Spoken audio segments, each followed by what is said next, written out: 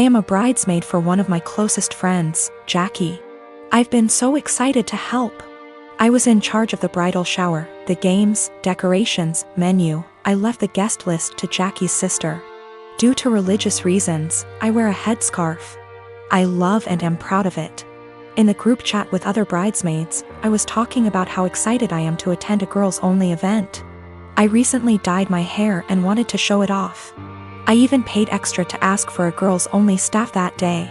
Day of, as guests arrive, I realize that one of them is Tori. I know Tori as a family friend of Jackie's, but the few times I met her, it was before her transition to female. I was aware of it but unaware she was coming to the shower. I don't mind at all OFC and she's a lovely person, but I decided to keep my scarf on. As everyone's eating later, I'm passing by the tables to make sure everyone's good, and one of the bridesmaids mentioned that they hadn't gotten to see my hair and they'd wanted to see the change in person. I tried to dismiss it at first or say, "Oh, I'll show you later." But the other girls at the table got curious. I got uncomfortable and I just said, "Oh, I'm actually not really comfortable taking it off right now," when pressed as to why. I said there's guests I don't feel comfortable taking it off in front of. There was a collective. Oh. And I thought, cool, that's over. But one girl got aggressive and asked if I'm referring to Tori. She's loud and other tables turned to look. I don't answer. The girl asks if I wear one around men, so I say yes. She says there's no men here, so clearly you should take it off. I tell her again that I'm keeping it on. Another bridesmaid defends me and tell the girl to chill out. Tori comes over and says me not taking it off is a slap in the face to her identity. I'm just shocked and had no clue what to do. Eventually Tori and a few girls left saying they felt it was disrespectful. I feel awful that this ruined a beautiful day for my friend. It's causing more trouble with people threatening to leave the wedding over discrimination towards me or towards Tori. I don't think I was in the wrong. Just as Tori can be Tori, I can be me. I feel like it would be the equivalent of me making Tori or someone else adjust for me. I feel like we should just accept and respect each other, rather than be woke one-sided. My question is more about being honest as to why I couldn't.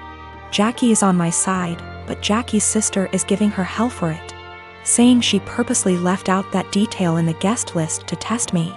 Jackie says I should have brushed it off and said I was having a bad hair day or avoided giving an answer. I didn't ever mention Tori's name in my answer, and I don't think my answer was rude. But seeing how much stress it's causing him, thinking I should have made up a lie? When I said no, Tori and a few others pushed it and Tori gave the ultimatum that I have to take it off as a sign of respect or they would leave. I said no. They ridiculed me, my faith, and even the bride and others for defending me. They were blatantly hateful towards my religion, and Jackie's sister purposely arranged for this to happen. For the religious standpoint, I am not aware of where she is in transitioning or what her sexual preferences are. I would never ask either, as that is personal.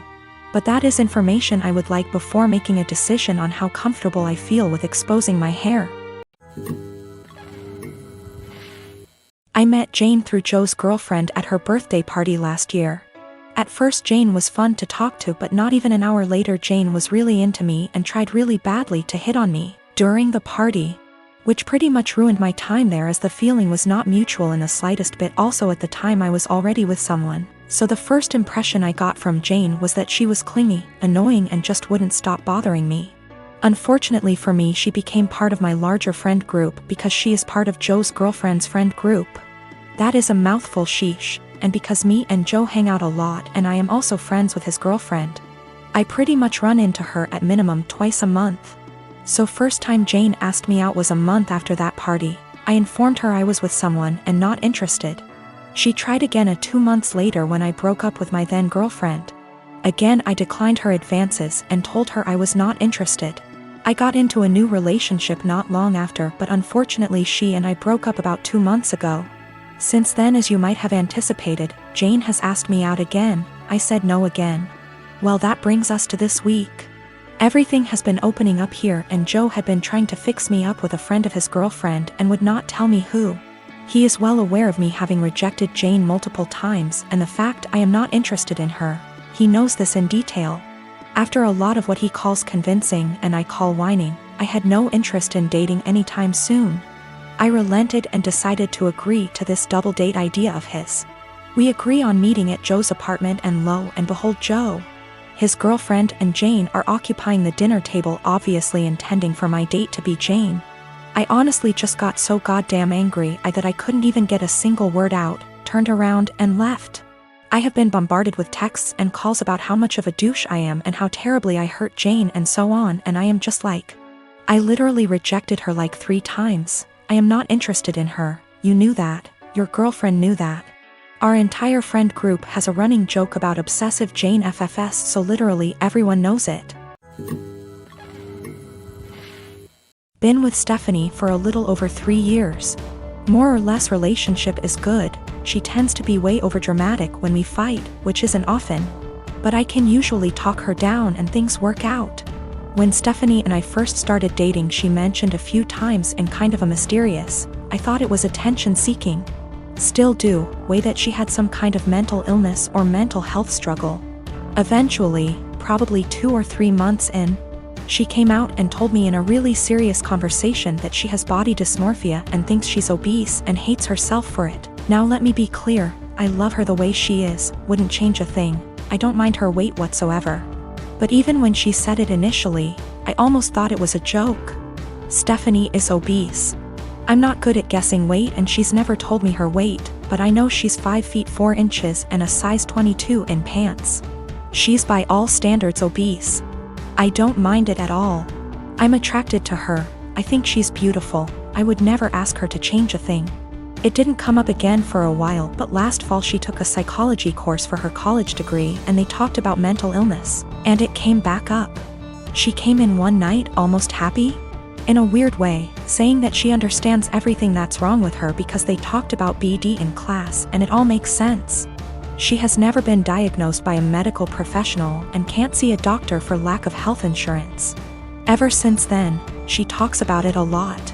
I'm not one to poke at people just to poke, so I just let it be. But she talks about it all the time. She blames arguments we have on her BD. She uses it as an excuse to eat poorly and not take care of herself. Because she is straight up convinced that she is smaller than she is and that the person she sees in the mirror is a dysmorphic situation. She is part of an online BD support group and talks openly to me about how she's met people who finally understand her. And she gives them advice and guidance based on her struggle with BD. She's pointed to actresses like Mindy Kaling and compared the actress's body to her actual body versus BD body, and says it's nice to see herself represented on screen. No offense intended to my girlfriend, but that's not her body type. She is much bigger than that. I'm getting to the point where I don't know what to do. She uses it as an excuse for all her behavior. I honestly don't know if she truly thinks she has BD or if she just uses it to justify herself. When we first moved in together, she would cover all the sizes on the tags of her clothes with Sharpie so I wouldn't see them. She's since stopped doing that, or only does it when she remembers. But it made me think she might be aware of her size and just tries to pretend she has BD so no one can talk to her about it. I know this is a weird situation. I'd like to get her or us into counseling, but she doesn't have insurance and goes to a community college that doesn't offer student mental health services. I'm not sure what to do. My boyfriend of almost 3 years told me a series of white lies that to me seem more serious. Can't tell if I'm overreacting or if this is actually indicative of a bigger problem. My boyfriend and I have been dating for almost 3 years, living together for 2. We have a pretty good relationship, obviously with ups and downs, but we make it work and are happy. A little background on me and my boyfriend. I come from a single-parent home. My father was absent. My mother was and is by no means perfect, but she did her best with what she had. We were poor. Life was never easy for us, but we had each other. Since I was pretty young, I've wanted to pay her back someday. I've worked incredibly hard to be able to do so. I help her financially as much as I can and regularly pay her bills / send her cash. I'm also her only living child now as my brother passed away 5 years ago, which basically left me to help her. I don't care, I love my mother, and the right thing to do is to help her when she needs it. But is stressful. This is relevant because my boyfriend described coming from a somewhat similar past, and it is something we have bonded over.